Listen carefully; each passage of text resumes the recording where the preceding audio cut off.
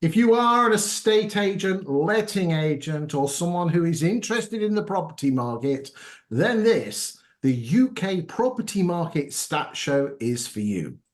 We are back for our second year. We will published a show almost every week in 2023, and we're back again for our second season. And each week I have a special guest that joins me to review what's happening in the property market right here, right now. The benefit of the show is that the vast majority of stats are either a few months or even when the land registry are looking at sales from 6, 7, 8 months ago. But we're looking at what happened in the property market last week. And for the benefit of the show, we're looking at week 2. And week 2 is week finishing Sunday, starting on Monday, the 8th of January and finishing on the 14th. We will just touch on the first week as well. We didn't have a show last week because there's no point in doing the show in the first week because there's not many numbers. I'm joined back again by one of the biggest names in UK estate agency and one of the most loved as well and well thought of. A man who is awesomeness personified, yet humble at the same time. I give you, ladies and gentlemen, Ben. Thanks for joining me again, Ben. Thank you so much for having me. Such a wonderful intro. This is literally the highlight of my 6-week cycle, the intro when I'm on a show with you. Oh, bless you, my child. You will go far in this world. The ladies and gentlemen of property have not come to hear our banterage. They are here to look at what's happening in the property market. So, ladies and gentlemen, the way this show's going to work is this. We're going to look at listings. We're going to look at price reductions. We're going to look at sales agreed, and fall throughs. By looking at that, we can judge what's going to be happening to the property market later in the year. Once we've done that, we will then go to a town or a city and look at their property market to see what's happening in their property market. And this week we are going to Cambridge. So the last 20 minutes of this show will be focusing all on Cambridge, on the estate agency and lettings market, and we will really deep dive into that property market just to get a flavour of who the movers and the shakers are to find out which agents are the best. How we judge what the best is up to you. We'll just give you the stats. So, Ben, shall we dive straight in to the Stataroonies? Let's do it. I'm pumped. First week of the year. Let's get it done.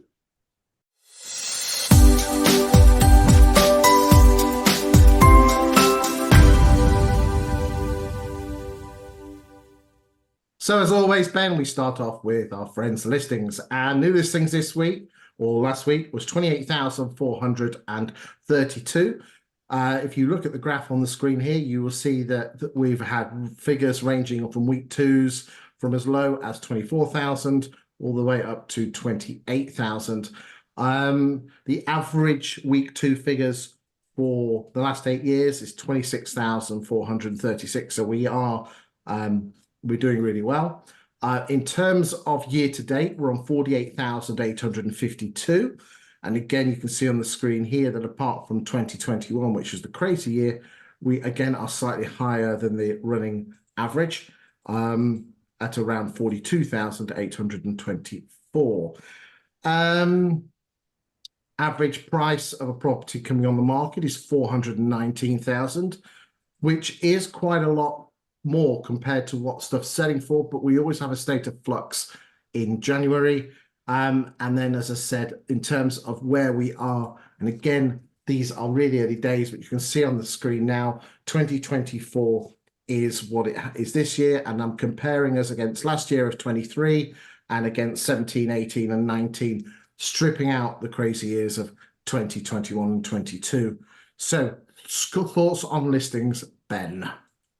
Well, it's a very, very positive start, I think. Interesting, the busiest week 2 for new listings in 8 years. That's a hell of a line in itself, and only marginally behind the crazy year-to-date period, first 2 weeks that we saw in 2021. So I think that's a positive. Anecdotally, agents, I guess in my network, or sort of friends, colleagues around the industry, a lot of using the term frustrated sellers coming to the market. There's a lot of frustrated consumers out there, be them buyers or sellers actually, that didn't do business in 2023. or maybe even the back end of 2022. And so, last 6 weeks, we've had a nice period of stability in the economy, which I know, before anyone wants to jump on board, how ridiculous it sounds to describe the economy as stable over a period of 6 weeks. But given the last couple of years, I think it's fair to say that is a period of time that's enough to encourage the consumer to move forward with their life again. Biggest decision in their life: sell their home, or possibly buy. So yeah, I think very, very encouraging signs. Litmus test is obviously what's the ratio of new to market versus properties going under offer, which of course we'll get to. We will get to. Okay, let's go and move on and look at price reductions. Just to give you an idea, the difference between sale agreed prices and listing prices is 25.2% this week. The long-term average for the last 8 years is about 16.5%, and last year we were at 20.3%. I get a little warm under the collar when it gets into the early 20s. We need to keep an eye on that, but a lot of that is being driven by inner London. And when I say inner London, I'm talking about the postcodes of SW, W, N, NW, E, and the SEs. Okay, if you took London out of the picture, that percentage would be much closer to around 13 or 14%. Wow. So it's all you Londoners. Okay. Well, you are welcome, everybody. You are welcome. But London is almost a different country when it comes to the property market. What is particularly interesting is if you actually look at the house prices on Land Registry, whilst everyone's been bumbling along quite nicely, you guys have been finding it a little bit tough, haven't you, for the last few years? I mean, post-COVID, we didn't experience anything like the boom, the race for space. Well, London is not filled with space. So we had exiting from London. We didn't have inwards movement. We have masses and masses of apartments in where my old business used to be based, a small town on the outskirts, sort of greater London. 75% of the entire housing market was apartments. So not to use just our own data, but London experienced quite a challenging COVID period. Post-COVID, we didn't get the bounce. And then actually last year, rough estimations, we're looking at a softening of prices around 5% in London. So it's not been rosy. It's not been easy. It's been challenging. I've got no problem with that, actually. I think agents, though, look, tough year, 2023. A lot of people have been through it, found it challenging, found it difficult, but a lot got through it, survived. And I think everyone is better for it, actually. COVID created this really strange environment where we became a reactive industry and we're just going to deal with things as they came at us. And I think some of the old trade crafts, some of the high quality skills that are, you spent years developing them, you stopped having to use them. And so I think 2023 brought some of those back. Difficult conversations, absolutely back on the bill. Great agents embrace difficult conversations. 2023 was exactly that. And I don't want to get ahead of ourselves. Look, instruction-wise, looks great. First couple of weeks in 2024. I don't know what you've seen. I'm sure you've seen the same as me. Social media is alive with optimism and positivity. Very excited about 2024. I was excited about 2023 because I like a challenging market. Personally, that means really good agents get really great results when things become challenging. So what we said in our business is we're going to relentlessly communicate across the mediums that count more than everyone we're in competition with. That worked well for our business. We had an astonishing year. I don't want to do stats because it sounds like I'm bragging, and that's really, really not the point of this message. But we came into the year positive, whereas a lot of the industry was very concerned about 2023. It feels like 2024 flipped on its head. The industry has become very excited with inflation up until yesterday was coming down, and it's ticked up again.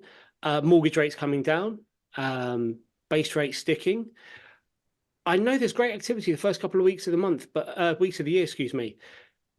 But don't think the difficult conversations are going anywhere.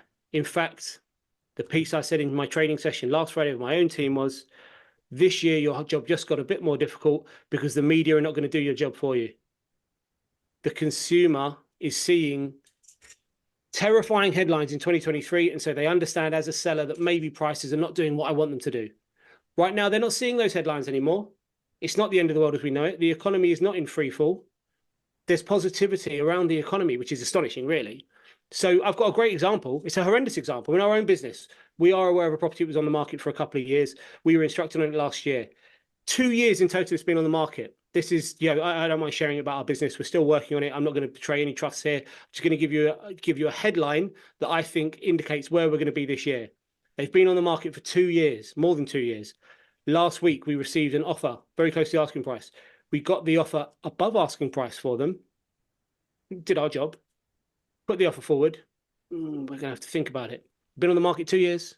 We're now above asking price. There's a conversation to be had about the position and how the deal's going to be structured. Get that? Absolutely. Can we come back to you tomorrow? Okay, yeah, sure, of course. Take the night to think about it. Good offer, good position. Our recommendation is, after a couple of years, we need to rip their arm off. Friday, we need the weekend to think about it. Okay, all right, we'll give you that. Monday, yeah, we're not sure. Did you tell them the original offer? Yeah, oh yeah, of course, yeah. Did you bring the original offer Yes, first? yeah. So it's not as if you were trying to negotiate. Oh no. We've put the offer forward. We've told you we've got a buyer interested. They've made this offer. It's the first offer. We're going to do our job. There's some backwards and forth. There's some backwards and forth. We've landed on this figure, and it's above the asking price. And it's absolutely everything we've discussed over the last period of a few months that we've been working together. When this number comes in, you're going to rip our arm off. And I think the media and just the general feeling around the economy is really going to seep into people's mindset around pricing. Oh, well, inflation is stable. My property price must be valued at more money than it was last week. Don't get me wrong. Again, this is not a complaint. I'm giving this as an example. I'm a 20-year estate agent. I love this stuff. This is what we built our business on, these difficult conversations. I'm just saying, I just want to, it's not all going to be rainbows and unicorns. It is going to be challenging. Embrace that challenge and you'll do just fine. But don't get a punch in the gut when you think it's going to be a walk in the park. Did you sell it in the end? The negotiation is ongoing. Fantastic. Right then, ladies and gentlemen, I told you he was damn good value for money. So let's get back. Number of price changes. So this week we are on 16,876. The week 2 average over the last 8 years has been 12,000. So again, it shows that the agents are really getting the prices down. So again, do remember, ladies and gentlemen, all these graphs are available to download. If you go onto the YouTube channel and then write-up, the description, big write-up, at the bottom, there's a link and you can download all of these charts at no charge. They're available. All I ask is that they are not used on social media by yourself. You can use them internally and you can use them when talking to vendors or landlords, but not to be used on social media. So let's just carry on.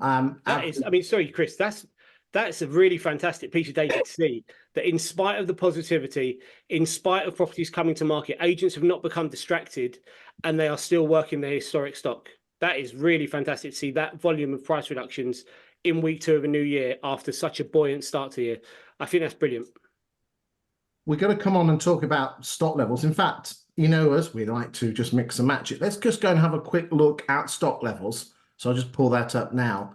And the number of properties for sale at the moment going into the 1st of January was 560,515. Okay, and you can look on the chart now. You can see all the yellows are the same 31st of December's for each year back to December 2017. Okay, interestingly, the average number of properties for sale coming into every new year has been 506,000. But if you think about it, a lot of that has been dragged down by November 21 and November 22. But if you compare it to 17, 18, 19 and going, they're very, very similar levels, aren't they? So, they are, yeah. I'm a bit surprised.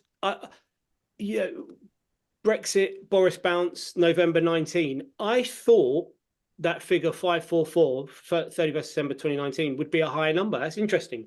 So 560 positive. Yeah, but remember that was at the end of 31st of January.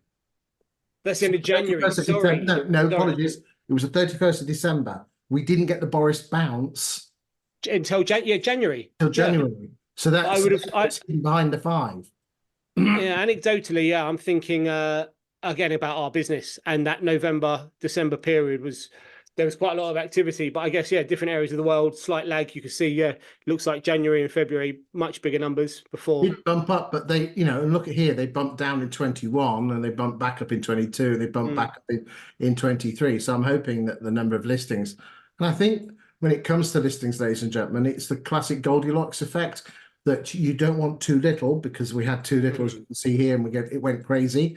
But again, if we have too many, then that oversupply market. Do remember that when we went into when we're in 2008, we had upwards of 1.4 million houses for sale. So you'd have 3 times the amount of stock, or twice as much stock. Sorry, no, 3 times as much. Come on, yeah. I like the stats, but I don't know the simple stuff. But remember, the number of buyers were lower, weren't they? So that's what happened. That's why house prices dropped in 08, 09. Supply tripled, well, actually doubled, because supply levels going into the crash of 07, 08 were hovering around the 700,000 mark. Okay, so again, we're still at lower figures than we were then. But then she doubled over about 8 months, and she stopped there for a while. And there was less buyers because it was a credit crunch and you couldn't borrow so much money. And that's why prices came crashing down.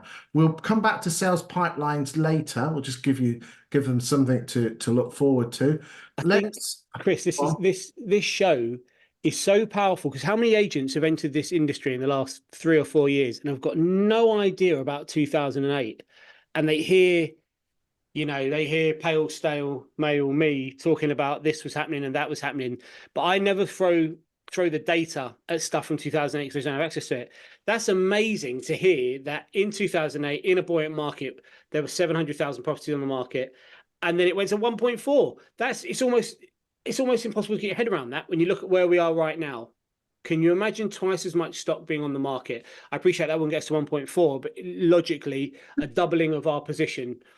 It's insane now, when you put that much detail into it. Yeah, but this is the scary bit. Now, I haven't got the stats for the 90s, the early 90s, but I can go on anecdotal evidence that the numbers of properties on the market in the early 90s was more than what was 2008. Yeah, I mean, I can believe there were estate agents with 300 or 400 properties for sale. I think it was Jane Gardner that told me in a past life, I think in a single year, she single-handedly sold more than 250 properties. Back, that's what it used to be like. And right now we've got less transactions, more agents. Yeah. And wait for this one. This is going to blow your mind, or some of you youngsters listening to this show. A slow exchange was 8 weeks. 8 weeks was considered, what are you doing? You're dragging your heels. Yeah, I think it was, I think I saw a post from James White on LinkedIn, and he said, back in the good old days, solicitors, conveyancers would meet up for lunch, they'd thrash out the deal, they'd get it done, and you'd be at exchange anywhere between 4 and 8 weeks. Nowadays, a system crashes and the conveyancing world comes to a complete standstill. And I'm big on tech. I'm not an anti-tech person, but he's got something there. He really has. This business used to be about relationships, conversations, getting things over the line, collaboration. And we are slightly concerned, but not overly concerned, moving so heavily towards automation and tech that, do we leave ourselves exposed? I mean, as we proved in November, we definitely do.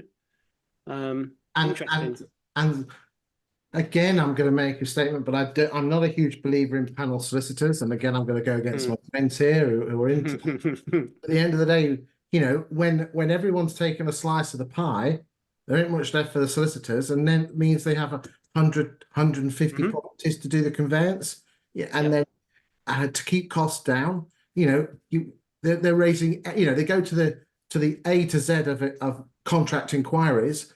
And there isn't even a coal mine within 200 miles, but they're asking coal mine questions because they're going from A to Z. Come on. Yeah, it's unfortunately, they do feel like another industry where there's it's something maybe connected to the world of property. This race to the bottom in terms of volume and charging model. It's Yeah, I guess we don't get into the age-old debate because, yeah, I don't know.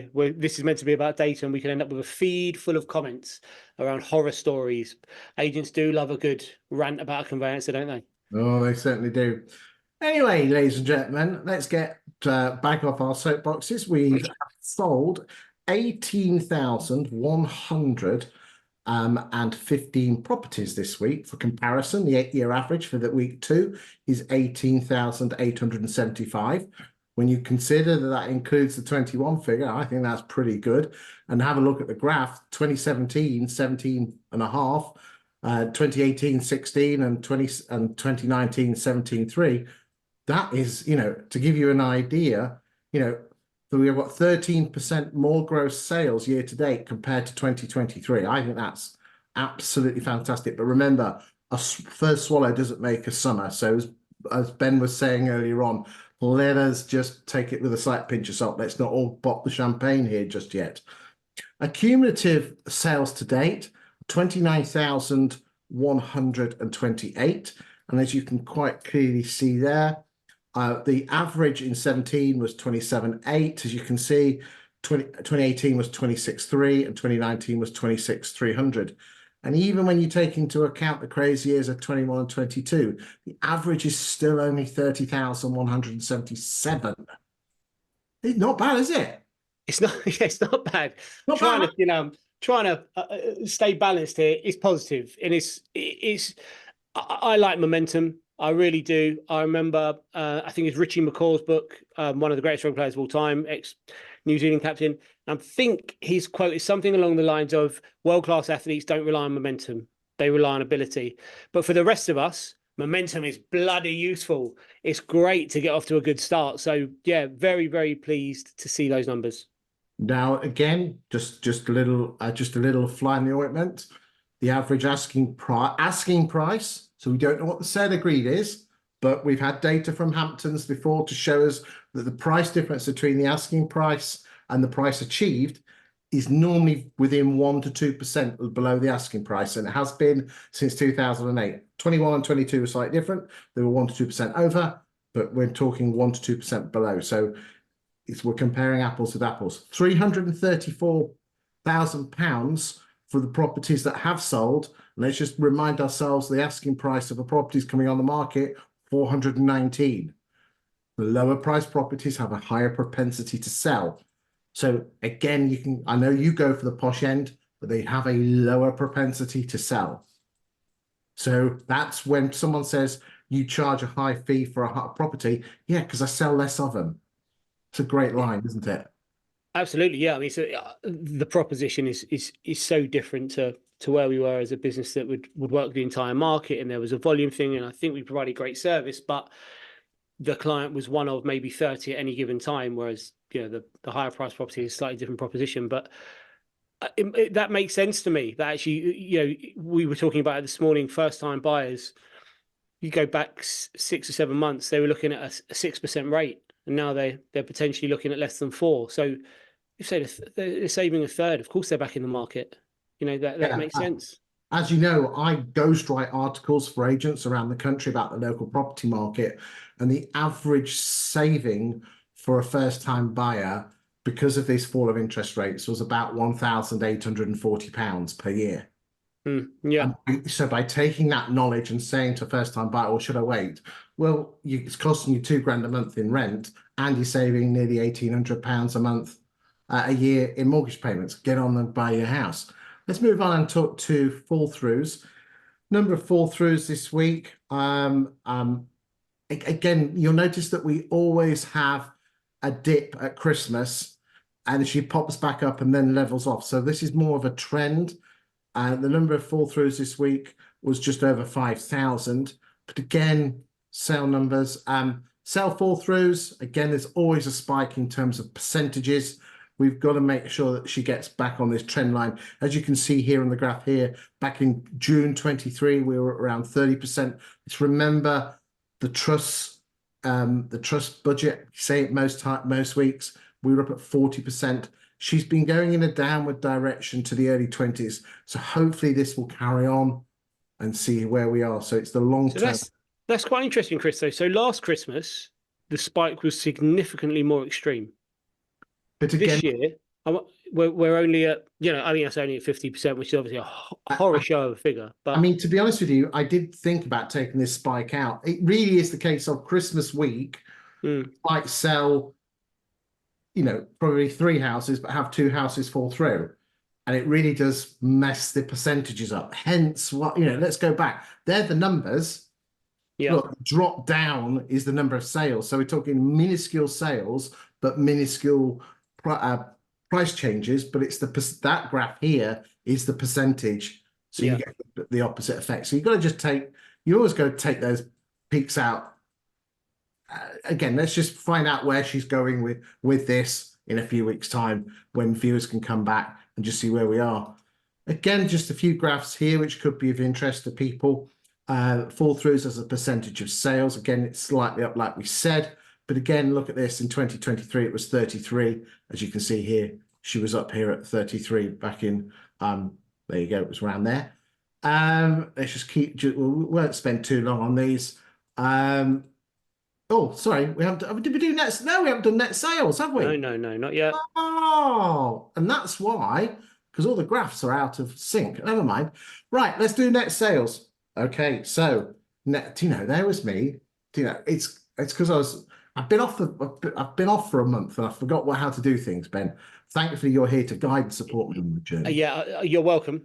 You're absolutely welcome. Right, so net sales. So we've got the graph on here, and the red line with the angelic hover is the 2024 figure, and we can see all the other years on here. So again, really early days, as it always happens. We start off from a low base. Let's see what happens. As you can see on this graph here, the yellow line is 2020 when we were in lockdown, but then we had the crazy year there afterwards. So let's just give it a good couple of months to see where she goes. And again, I suspect that the white line is the average of 17 to 19, and the pink line is 2023. So I suspect that we'll probably be between someone there, two figures. Now, interestingly, I was on a podcast a couple of days ago, which is coming out the next day or so with the Guild and with Anthony Codling. And he believes that we're going to be finishing this year on 1.1 million transactions. This year, he thinks we're going to finish on just under 1 million. I think we're probably just a little bit less than that. But again, it doesn't really matter what happens to transactions. Your job is to get as much transactions in your town as an estate agent. Remember, sorry, Chris. Anthony said what he thinks will finish on 1.1 million transactions. 1.1 million transactions. Okay, you think just under 1 million? Yeah, somewhere around there. Okay. Somewhere. And Roger Martin Fagg, behavioural economist connected to the Property Academy, his prediction was we'll finish the year it will be up to an average of around 95,000 transactions a month. And that's for 24 or 23? For 24. For 24. So 95 is around 1.1. Yeah. Again, similar. It's just figure out. I mean, it's like trying to project. I think I did a post on LinkedIn. It's like projecting, working out the trajectory of a leaf. You can work it out scientifically, but it only needs a butterfly to flap its wings for a hurricane to come over. Well, absolutely. I mean, if it's a funny old place with predictions right now, with the condition of the economy and the uncontrollables so regularly presenting themselves, I find it funny that so many are willing to make a prediction specifically around property pricing, actually more than transaction volumes.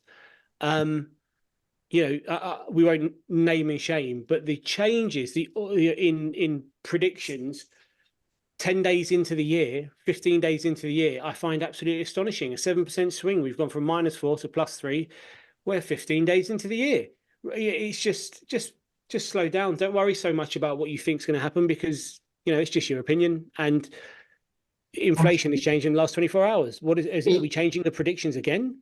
If you are really bored, and don't get me wrong, I am a man that likes to see a video of a cat on a Roomba dressed in a shark outfit just as much as the next man or woman. But if you're ever bored, go and look at some of these people who've predicted all the price changes, and you can go back and look at all their figures. And again, the more often than not, most of them get it wrong. Of course. Right, okay, let's get back on because the people haven't logged on to listen to us rambling on. Cumulative net sales to date, we are 29% more net sales this year to date, compared to last year. How good's that? Very good. Very, very good. Everyone, you know, the positivity we're seeing around the industry, across social media, talking to colleagues, it's a good position to be in. Let's just keep level-headed. Got a few other graphs here which are interesting to countrywide managers because they like this sort of stuff. Is there anything here that catches your eye? Gross sales as a percentage of listings.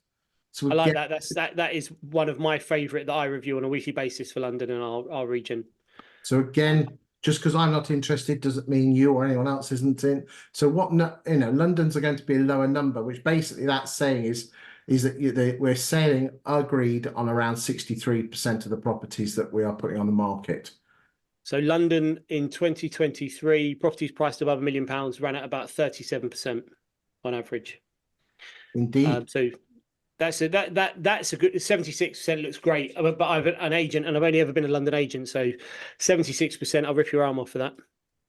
Well, interestingly, just Phil for a second, and I've got a stat which could be of interest to you, looking at what happened in 2013. So you just Phil for a second. Okay. All right.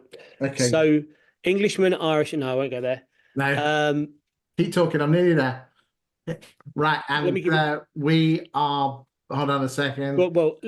What's I think going to be really interesting this year is which properties sell and where those properties come from. So something that I think viewers, listeners should be looking at is how the properties find you. So we call it a lead source. I know lots of agents don't really focus on lead sources, but our instructions, the business that we work in this business, come from sort of the vast majority come from 6 different activities, and then we get a sprinkling of properties from other areas. I just want to give advice to agents that they review their data fairly regularly on where the lead comes from, where the instruction comes from, because not all leads convert into instructions, and then where the actual sale comes from. So we assess, I mean, we do a lot of data. That's why I'm on this show. I love data. But we assess the 3 different touch points, they're the 3 different sort of key milestones in the transaction. And I think you might be surprised. Someone who looks at the data on a weekly basis, I was surprised last year with how some lead sources are fantastic for evaluation and data capture and working with a larger section of the community. By I say working with them, I mean we value their home, we stay in contact with them, we sell them eventually when they tell them to sell their property. Certain lead sources absolutely come to market with us, but really interestingly, the best ratio was a bit of a surprise to me, where our strongest ratio in terms of listing to sale conversion. I would recommend everyone doing that because our unconscious bias kicks in. You know, you feel like the best thing is where all the activity is, but actually not always the case. It's only me and you because no one watches this show, mate. What's the best lead source, mate? Yeah, no one's listening. Between me and you. What's my best lead source in our business? Yeah, no one's listening. Well, we got 2. So we got knocking on doors. We love knocking on doors. And old school direct mail, which seems to have gone out of fashion. Shocker. I know. As I say time and time again, we are not reinventing the wheel. We're just making sure it's spins. And when you door knocking, are you knocking on properties that are for sale? For sale and not for sale. So where we call them active on market. Hi, you've come to the market. Maybe we can help with your onwards purchase. Gentle, softly. The longer they're on the market, the more interesting our marketing and communications become, to talk about how maybe whilst properties are selling and yours isn't selling, maybe it's not the market and it might be that your agent's not servicing you correctly. But we'll also go door to door, which I know is well, all right, I'll give you 2 minutes. We go door to door, we pick an entire road, we've got a red hot buyer, someone who's fantastic, ready to do business, but we don't have the property for them, and there's nothing out there on the market that we can go get them. So they want particular 3 or 4 roads. We will knock on every door and say, hi, Ben from Wine & Country. Look, I'm just out trying to introduce a buyer to a particular type of property. This is the road. This is one of the 3 roads that they want to be on. Is it worth us having a conversation? You will be surprised how many people are interested in that conversation. Beyond that, though, if you don't have a red hot buyer and you just want to meet more people who live in your local area and you want to value more properties, go door to door and offer a valuation for Wednesday next week. I'm going to be in the area. I'm valuing homes Wednesday next week. Just wanted to know if you wanted an up-to-date valuation on your home, or something is sold down the road, even if it's not your agency. Really simple line. Number 13 is just completed. I'm just introducing myself and seeing that the sale of that home would have had an impact on the value of your home. Wonder if you wanted an up-to-date valuation on your home. Just to be clear, there's the negativity is people think door to door you're going to get long negativity because there's no hard sell. People are very, very open to having dialogue. Occasionally, you bump into Edna, and she's been on the road for 40 years, and number 17 is thinking about moving for sure, and there's a bit of this and there's a bit of that. Edna, beautiful. Christmas card is on the way. You've given me everything I need to know. And you're having conversations, you're face to face with people. And I can assure you that those people are telling their friends, their family, their neighbors, oh, that nice Ben from Fine & Country, he came and introduced himself. There's no hard sell. And I want to also say the conversion rate for the valuations you do on these properties, it's low. You're not, not everyone you value is not coming to market because they do just want an updated valuation. But I've met them. I've been in the room 90 minutes. I've got their name, their phone number, their email. I will stay in contact. And if someone with a crazy budget for their property arrives, they're one phone call away from possibly doing business with us. So honestly, work your lead sources. Don't rest on the fact that the market's busy and things are going to come to you. Get out there and find it. Ladies and gentlemen, you can see why he is one of my Champions League presenters. Right, mate. I said I was going to show you this. Okay, here we go. And there you go. So can you see that, a map of the UK? We can, yes. So this is what estate agents got paid on in 2023. So we're not looking at the top end of the funnel where there are properties that are coming on the market. A property will only leave an estate agent's books for two reasons. She exchanges or she withdraws. If this is a sale fall through, it's not leaving the agent's books, it's staying in the system and it'll probably be relisted. Okay. And you can quite clearly see here that in London, 38% of properties exchange. Now, interestingly, that's the whole of London. When you look at inner London, that 38 goes down to early 30s, mate. Does it really? Yeah, because when I do our data, I do it for the whole of London. That's what's really interesting is priced above $1 million, the long run average is 37. So above $1 million is 38. So it looks like pricing is not the issue necessarily in London for conversion. Not pointing fingers here, but I guess maybe it's something to do with us agents. Maybe. Couldn't possibly be that. Well, who knows? Who knows? Okay. So we've got the different areas there. Now, interestingly, is if you go and look at last year's figures, they are all about 15% higher. Ah. Yeah, okay, all right. And they all kind of moved, apart from Northern Ireland and Scotland, but they were already high. It was almost like they were on the same tide and they all moved up and down. They went down all at the same level. There you go. Why I think this show and the data you provide is so extraordinarily valuable is because being able to talk about the national picture, to give that context for the market, what the market as a whole is doing. Don't get me wrong. I think if you're speaking to a local consumer, you have to be able to talk about your micro market in extraordinary detail. But there are micro markets so a micro market might be Chiswick, where I'm sitting right now, which is a lovely little area of West London. But within Chiswick, there are also micro markets because the 1 or 2 bed flats, the entry level is a market versus the 3-4 bed upsizer versus the semi-detached and the detached beast. There's subsections. So I think you need to know all of them inside out. But the national picture is really great for indicative of how people feel. Because as agents, we're trapped by our own bias. So I think that's really, really powerful that generally speaking, every area has seen a 15% drop off. Yeah, it's between 12 and late teens, but they're all roughly the same sort of. Okay. Interesting. I mean, I don't want to hear any complaints from you guys up in Scotland. Life is good. Life is good. I'm part Scottish and they'll complain whether they want to or not. Okay, price changes as a percentage of listings at 59. Again, let's settle this one down. We need to, because again, it's early doors on this one. We've already done a number of net sales. Let's just say, here we go. Estate agents' pipelines. So at the moment, there are, as we went in on the 1st of January, there were 359,000 properties in estate agents' sales pipelines. So that is sold subject to contract, but not exchanged. Correct. They're units, not pound notes. Okay. Okay. So the number of the pipeline dropped by 9.9% between November and December, but it always does as the pipeline is going out, but there's not much coming in.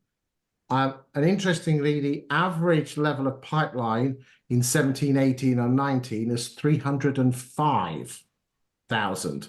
So even at 360, we are 20% higher than 17, 18, and 19. Now, some of that is going to be down to the fact is that solicitors are even slower. But okay, but at the end of the day, there's still 300, there's still 20% more properties. And the length of time it takes to do a sale post-COVID is not massive. It was always 17 or 18 weeks in the late teens, wasn't it? It just got more like 19 or 20. So it's not massively more. So, it isn't all doom and gloom. Why I think as well, sorry, this is, I think estate agency is a challenging business for your mental health because there are the roller coasters, so many things outside of your control. Looking at this, look at the drop off between October 22. October 22 to January 23. How much because of Kwarteng and Trust doing their thing, versus where we are now. I appreciate we're starting from a lower base point, but the percentage drop that has got to give people more confidence that we're in a better position. This quarter one, which is always a bit of a tough quarter for exchanges, looks like we're in better shape. Back to that word momentum. I think we're starting the year in a positive position, which is nice. Right then. So next we are now going to go and look at a town or city. And as I've promised before, we are going to go to Cambridge. So do you know much about Cambridge, Ben? Only that it's an extraordinarily competitive marketplace, and that Fine and Country have tried several times to make a success of of Cambridge. And just so in case anyone doesn't know, Fine and Country is a license model similar to a franchise. So I think Fine and Country have struggled in Cambridge, but I know there are some very, very good agents there. So this should be interesting. Let's go and have a look.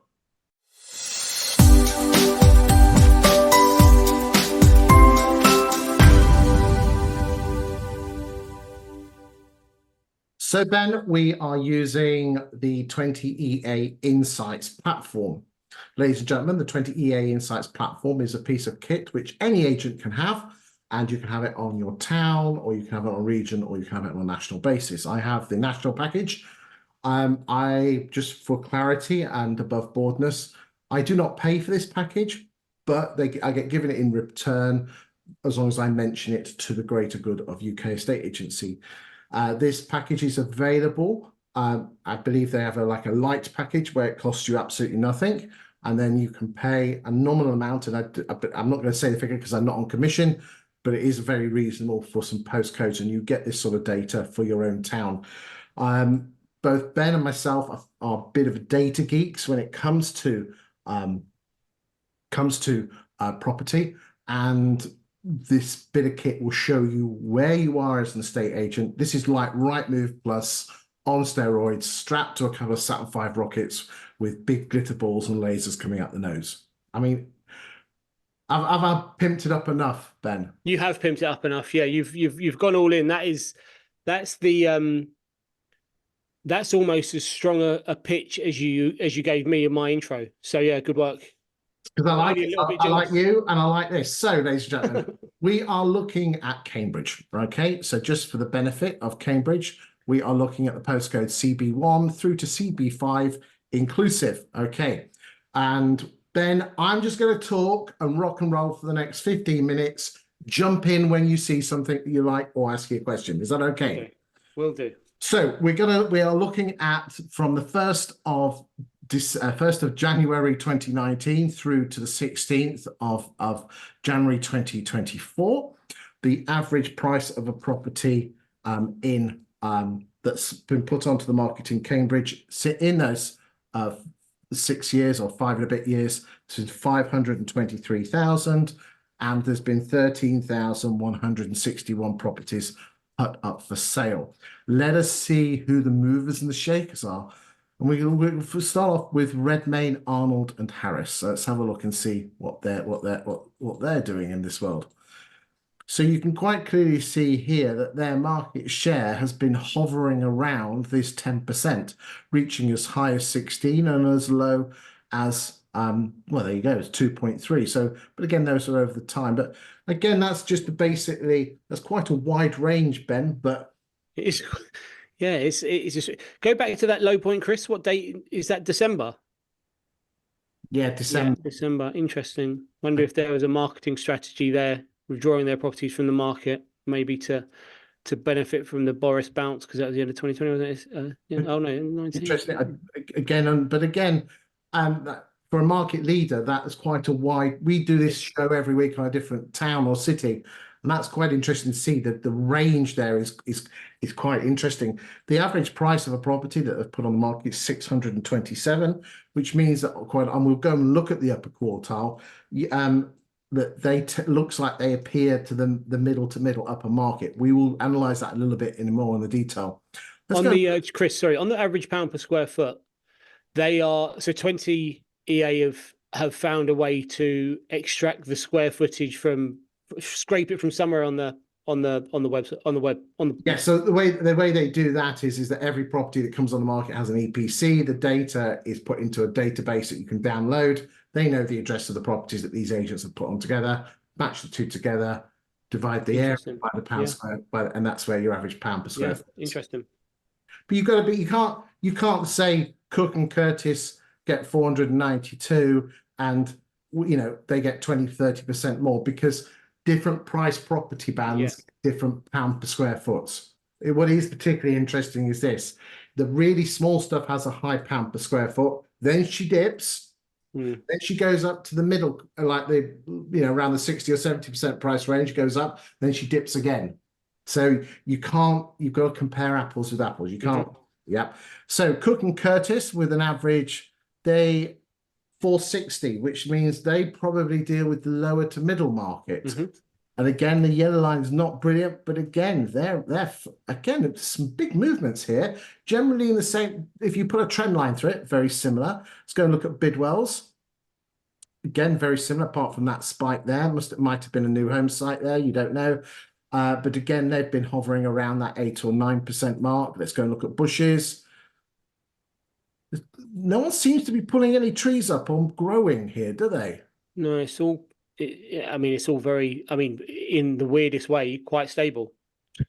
Carter Jonas, slight growth there. Might have had a new valuer there, who knows? Tucker Gardner seems to be drifting downwards. Hockeys, look at that. They're doing really well, aren't they? I think that's the first growth I've seen. Nice one, Hockeys. That's what we like to see. Let's go and look at Savills. Pretty stable. Pocock and Shaw. Let's go and look at Abbott's. Slight drift downwards. Sharman Quinney. I don't think we're going to get any more. Let's just have a quick look. I think it's normally 13 is the most that we can do. Right, let's just have a quick look at who the upper quartile agents are. So we'll just work out what the upper quartile agents are and say that's 3.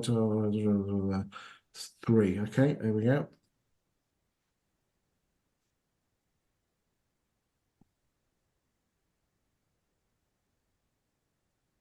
So the upper quartile is 600,000 and above. Okay. Look at the number of properties. I've taken the top 25% ballpark.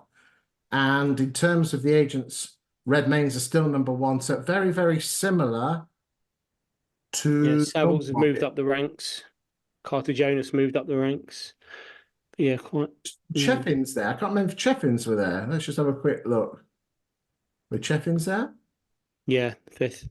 They were there. So it's quite obvious that there's not actually a dominant player in that upper quarter. We'll go 750. Now that's interesting. If I take out the 600, then all of a sudden Bidwell's come in. And look at, okay, average price. So again, we'll just have a quick look. This is the wonderful bit about this kit. You can see your market share. And again, you can change it to relists or sold subject to contracts or fall throughs or exchanges. And again, it's what you do with this data. So interesting. There you go. That is interesting. So do you know any of these firms, Chris? Not particularly. Some of the senior guy. I know one of the senior guys at Bidwell's is a nice chap, straight talking bloke, calls a spade a shot.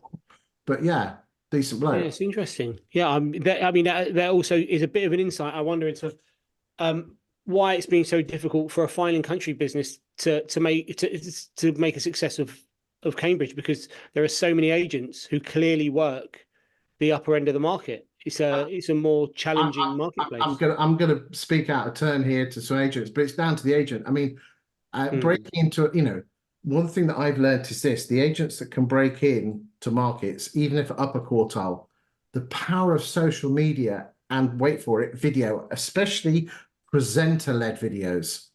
Get in front of the camera, become people say estate agencies are people business, don't they? They certainly do. Yeah, so therefore, why is how many estate agents' websites don't even have Meet the Team? Okay.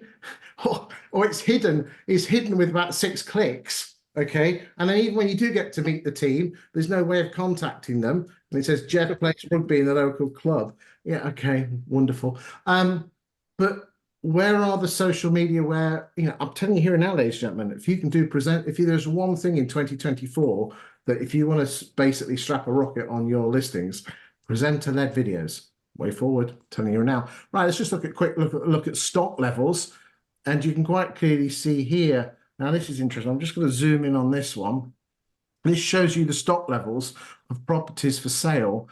And we won't look at January because we're only just in, but we'll pick October. So you can see here that now this is interesting. There's not been a huge change. So in 2020, in October, there's 1,178 properties. She dropped down to 762, 980, and then she went 980 in 23 and 825.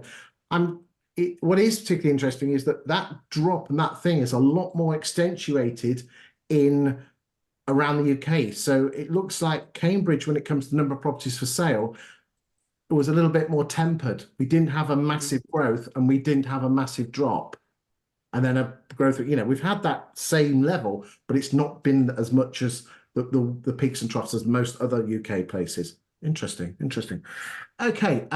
Anything on this before I go to the next screen? No, go for it. Okay. So this is my favorite screen, and there's an awful lot of data on here, but there's some, just like Aussie Gold Hunters on Discovery Plus channel, which is one of my favorite TV programs. Yeah, I really do like I do like watching that one. And is it Jade Hunters? I don't know. Okay. There is gold in here, pure gold, that can prove that you're worth thousands of pounds more than another estate agent. Okay. So we've been looking at new instructions and sold subject to contracts, but this is the gold. Exchanged versus withdrawn. Okay. So Redmayne's exchanged. So this is from the 24th of November 21. So I'm going to move that to the start. There we go. Just for the last year. Here we go. So Redmayne's have exchanged for every 100 properties that left the books of Redmayne's in those postcodes in the last 12 months, they've exchanged on 64.6% of them. Whilst Bidwell's at 59 and Cook and Curtis at 74. Now, it must be remembered that Bidwell's are a high price property agent, and the higher price properties. So if I was Bidwell's, I'd be changing the price bands and getting rid of to level the playing field a bit. But if I was just looking at, we'll do the normal market, which is basically, we'll go everything up to 600,000. Let's just do that to give them more of a balanced feel for everyone. Here we go. So Redmayne's have exchanged on 66% of the properties, you'll just do the price range. This is 200 to 750. And you can play around with these figures. It's like Rightmove plus pie charts. You can change the stats to it. But the bottom line is this. This is core market. Cook and Curtis, if I'm up against Redmayne, Arnold and Harris, I can say to Mrs. Miggins is independent, that 8 out of 10 properties that I put on the market, you will move home, whilst the other competitors, you will have a 20% lower chance of moving home. 66, that's the percentage difference. I've made that up. You'd have to do it properly. But So, look, Chris, just a minute ago, you said the example was Redmayne 60, well, let's say what's on the screen right now, 66% of properties that left their books exchanged. between the prices of 200 and 750. But that's based on what left their books, as opposed to 66% of all instructions that they bring to market. Well, it has to have been an instruction for it to have left the books. So what I mean is, so look at the data right now. There's 247 instructions. Would that 64% right now be 64% of the 247 instructions? No. Or 64% of it's what's gone off their books. Right. So you almost between sole subject contract. So they're in silos. This is why I say this is a geek fest of a spreadsheet. And most, it's like I said, the devil is in the detail. Then there's the new instructions, standalone numbers, nothing to do with the number of sold. So in between the 16th of Jan 23 and the 16th of Jan 24, Redmayne's put 247 houses on the market. Redmayne's between those two dates sold 178 houses, which represent, and that was 72% of the properties that they put on the market. So there's a connection.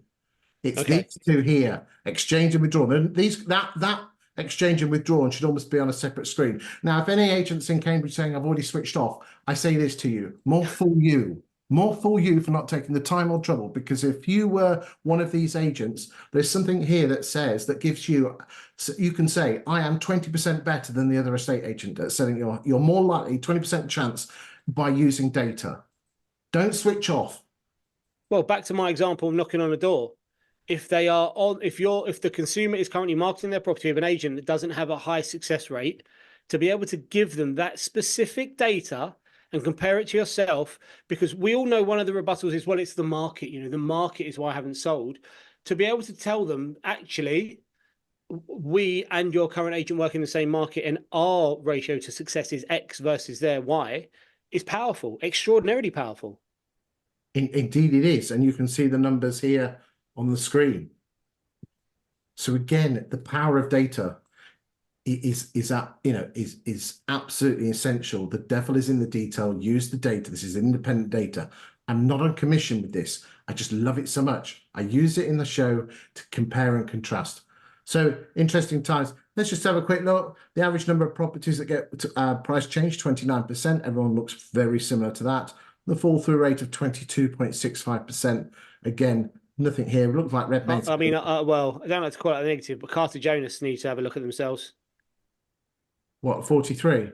Well, their exchange rate is only 43%. They've got the highest price change rate. Okay, right. Well, okay. We did say the posh, but they are. Let's look at the posh prices, because I think we have to, just for a level playing field here. So here we go. Does that change anything? Not massively. Not massively. So it looks like the key agents here in the £750,000 range in the last year is Bidwells and Savills. But Redmayne's are doing all right at 59, but Carter Jonas 45, guys. I think you need to have a look at that. Not criticizing. These are the stats. Okay. And if anyone's got any issues with these stats, just contact 20EA, because they are the gold standard when it comes to these sort of stats. Anything else before we move on? No, looks good.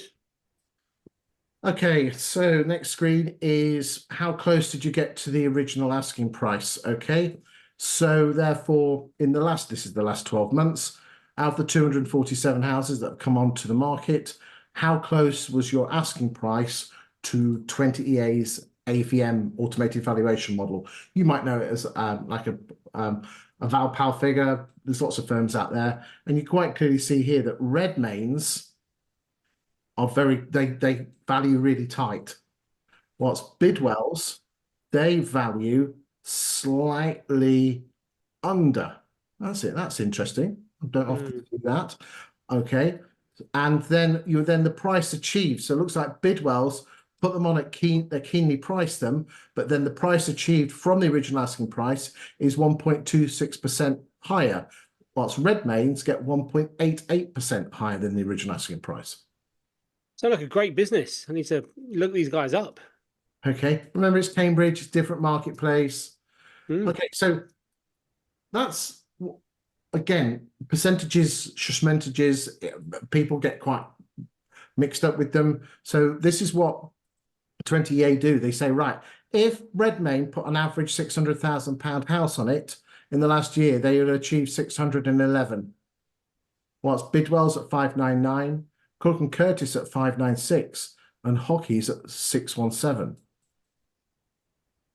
So if I was Redmayne's, I could turn around and say, well, I get more for your money. Yeah. Now, remember, Bidwell's are a top 25% quartile market. So if we are going to compare apples with apples, it's important that we do that. Okay. So I'll just do this. Okay.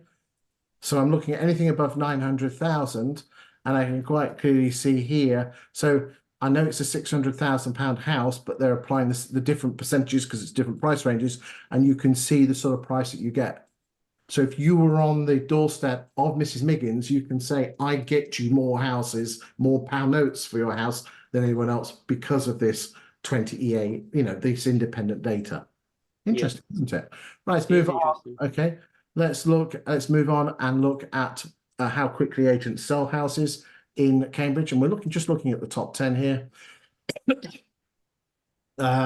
So you can see here there's a difference, Garrett, the quick ones are Cheffins at 40 days, Gray and Toynbee at 31 days, Carter Jonas take a little bit longer at 82 days, and then the pink line is the number of property, from sold subject to contract to completion. And you can see there's not a huge amount of difference there. We're not going to spend too long on that. Interestingly, there's this new, I love this new screen, and we'll just pull up Cambridge a second. Hold on a second. There we go. Wonderful thing about this is there's an awful lot of data. So what happens here is at 20EA, I've put all of the data from the other screens and put it into one fantastic screen. So you can see the levels of instructions per month or per week, depending on whether you want they go weekly. You can see what happens to instructions, and that changes as you go. Sale agreed, and then the average asking prices of sale exchanges and new instructions compared to each other. Again, you can just, if you're a data geek, you can go through. There's just lots of data here that just shows you what's happening to the Cambridge property market if you want. And why is data so important as an estate agency boss? God, I just think it's, if you want to. So our simple system is everything starts with professionalism. From the next step is trust, then it's rapport, and then it's sales skills, it's urgency, it's moving the conversation forward. Professionalism, you got to have them. But in terms of building trust and rapport, having an understanding of what's going on in the world, being able to talk about data. I say this quite often. Whilst context is so much more important than history. So what I mean is, the person sitting across from you at the dinner table, they want a bit of history, but they want the economics. They want to know what's happening in the world right now. And actually, at this exact moment in time, what's happened over the last couple of years doesn't fuel the conversation in terms of pricing, market analysis massively. You need to know where you are now. Of course, what's happened over the last year. Know it. Understand what happens. Understand your competition. But I don't want to get sucked into it's all about bashing the competition. Some of this stuff portrays you in an excellent light against, maybe market averages, if you don't want to get into specifics around other agents. I really feel if you're going to build trust, you have to have the knowledge base, and the knowledge base is data driven for me. Yeah, and there's a way to say it. You're not going to say they're shit, I'm brilliant. You can say you have a 20% greater chance of selling with me compared to my competitor, and here is the evidence. Absolutely. Yeah. It's that's professional, isn't it? Sure. Yeah. 100%. I mean, don't get me wrong. There's a time and a place, and everyone's got their different tactics and everyone's got their different style and their approach. But being able to have the conversation is the most important thing. And I talk about this unconscious bias all the time. I'm obsessed with getting away from mine because I know I've got 20 years of bias and it's ingrained. So the only way I get away from that is looking at the data, looking at the numbers. Indeed, indeed. Right, finally, we've got the lettings here. And this is looking back since November 21. Now, again, an awful lot of lets, they don't tend to swap agents, but it gives you a flavour of what agents are doing. The thing that screams at me is this. Look at this growth in open rent. So in 2020, in 2023, 18% of the properties that came up for rent in Cambridge were on open rent. And in 2022, nearest down there, Oh, that is interesting to 12.9. see. The return of the valued letting agent. Good for you. Open rent, the thorn in every letting agent's side. Indeed. And you can see here that there is leaders have dropped, Redmayne have dropped slightly, but again, we don't know if this is managed stock or this is just number of properties coming up for rent. So you're very dependent on whether the tenant is handing their notice in here. So there's not a huge amount of change here. We give a flavour of what's coming on the market and who has the most share. But online agents, 15.6.3%. That's quite high. Sorry, Chris, I've just realised, looking at that bottom right-hand side, open rent, their market share is down, but they've actually still managed to grow almost 40% this No, year. it's the other way around. This year, so that's this year, which is the last 12 months. They should be the other way Oh, around. sorry, yeah, I'm looking at it. I'm just, not even reading the headlines. Okay, sorry, okay, so yeah, that is not great news. Open rent continue to be a thorn in the side. There you go. So just what that's why I started the rental bit is that they have grown by over 40%. So just be aware of that. And it looks like Alexander Greens have dropped, but again, that doesn't mean that they've dropped off the face of the earth. It just means that they've less properties. Well, they might have sold up. You don't know. You don't know. Again, that might be of interest to some agents. Just give a flavour of who and what the movers and shakers are in the town. Sorry, city. It's a city. Have you ever been, Kate? It's a lovely, I've been to Cambridge. lovely Yeah, city. Yeah, wife and I went to the museum there and we looked at some archaeology. We do like a good Viking trip. Right, but final thoughts. This first show 2024. I just want to say thank you to everyone who's sent me a message saying, "Are you doing the shows again? Because you haven't done some." Well, I need a week. This genuinely takes 5 hours of my week to do, from preparing the graphs, doing this, editing, and then sending it on and uploading. But anyway, I love doing it. I love doing it, and it helps. If it helps you, that's a bonus. Ben, final thoughts before we go.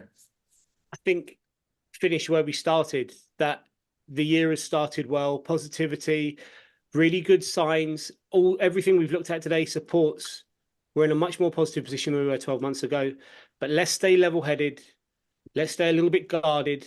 Let's embrace it's still going to be a challenging year. It's not going to be rainbows and unicorns.